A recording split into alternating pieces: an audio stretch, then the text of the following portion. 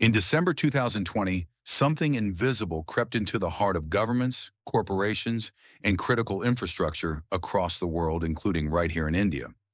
It wasn't a virus or a bomb. It was code. Malicious, silent, and perfectly hidden inside software updates from a trusted vendor. This is the story of one of the most sophisticated cyber attacks in history. The SolarWinds hack a supply chain attack so advanced, it bypassed firewalls, evaded detection, and compromised some of the most powerful institutions on Earth. And yes, it hit India too. Welcome to Crime Never Forgiven.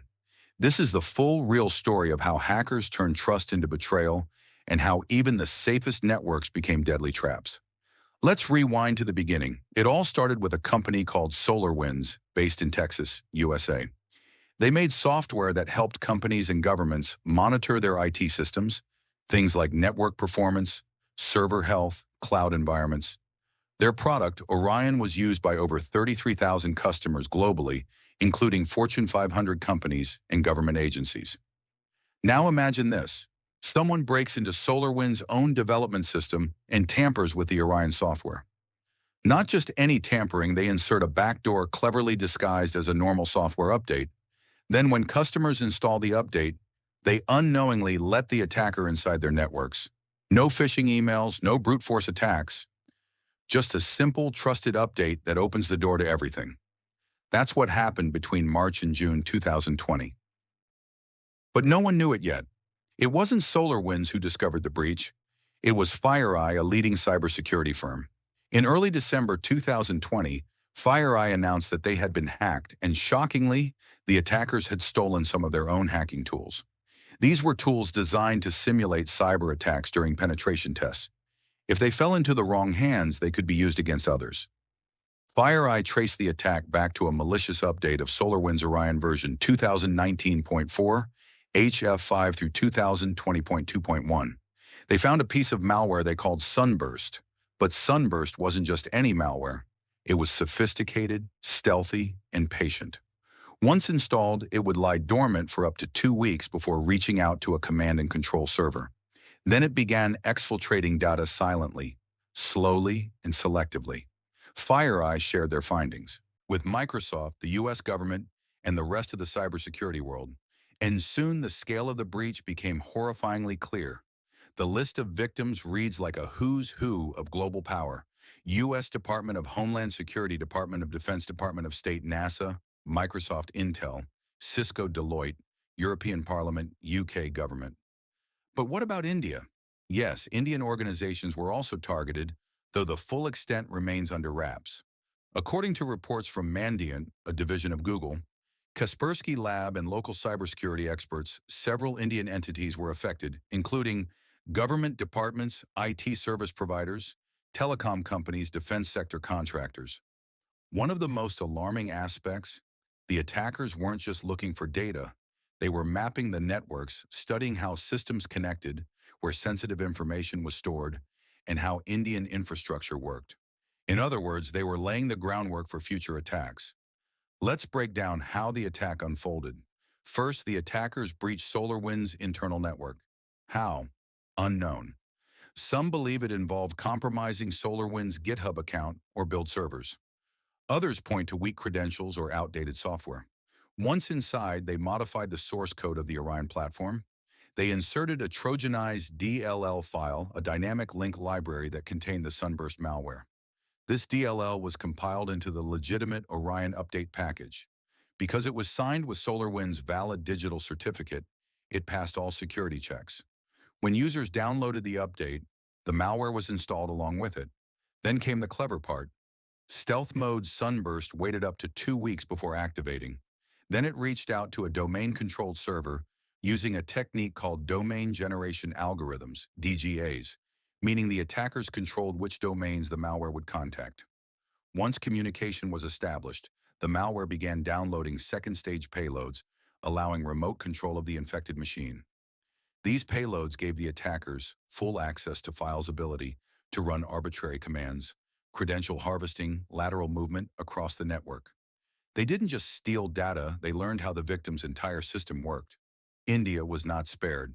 According to multiple sources, including the Indian Computer Emergency Response Team, CERT-IN, several organizations in India were found to be running the compromised versions of SolarWinds Orion.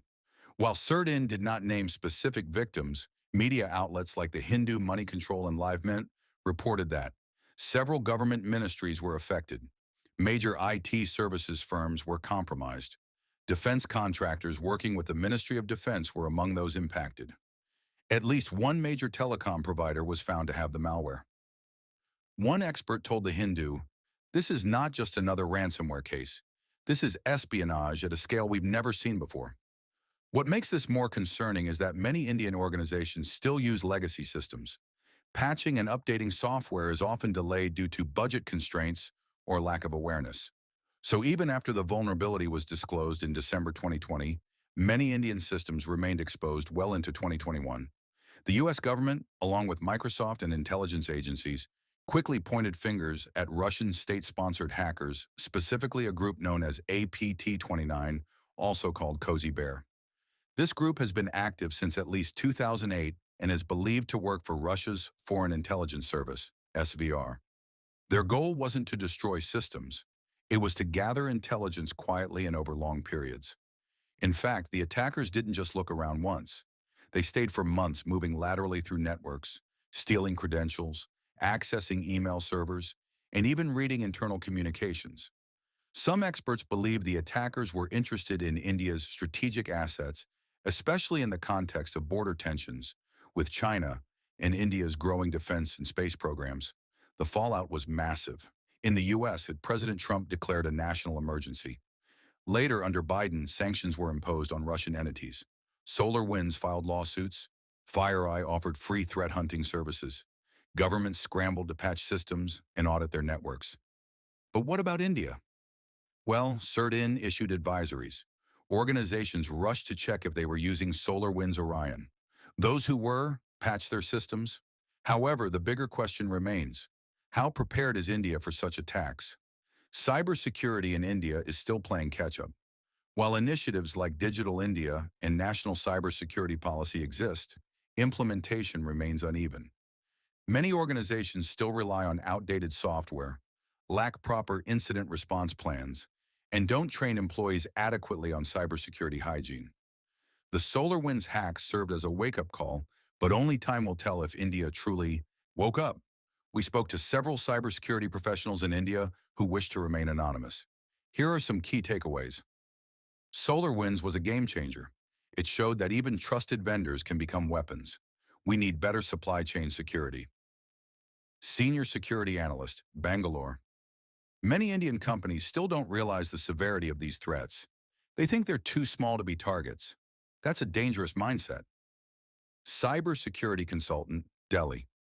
The attack on India may not have made headlines, but it left scars. Systems were compromised, data was accessed, and we might never know the full cost. Former government cyber advisor. Here's the thing about cyber espionage: the damage isn't always immediate. Sometimes stolen data surfaces years later. Sometimes attackers plant sleeper agents malware that activates only when needed. The SolarWinds breach gave attackers a map of Indian networks. They now understand how our systems connect, where vulnerabilities lie, and how to exploit them. This means the danger isn't over. It might just be starting. Experts warn that future attacks could come from within using knowledge gained during this breach. Today, SolarWinds is no longer the only example. Other supply chain attacks have followed, like the Kaseya VSA breach in 2021 and the Log4j vulnerability in late 2021. Each time, the lesson is the same. Trust is the new vulnerability. If you trust a vendor and they get hacked, you get hacked too. So what can India do? Enforce strict software vetting policies, invest in indigenous cybersecurity solutions, train more cybersecurity professionals, raise public awareness, create faster incident response protocols. Because next time, the enemy might not just want to watch us, they might want to shut us down. The SolarWinds hack was not just a breach, it was a betrayal of trust. It taught us that even the most secure systems can be compromised, not because they failed, but because they believed. Believed in the integrity of their software, believed in the safety of their vendors, believed in the illusion of peace. But in cyberspace, there is no peace, only vigilance. And for India, the message is clear. We must protect ourselves not just today, but every day. Because in the world of cyber warfare, crime never forgives. Thank you for watching. If you found this story informative and compelling, please like, share, and subscribe to Crime Never Forgiven. Hit the bell icon so you never miss a true crime story again. Until next time, stay safe, stay aware, and remember, hey,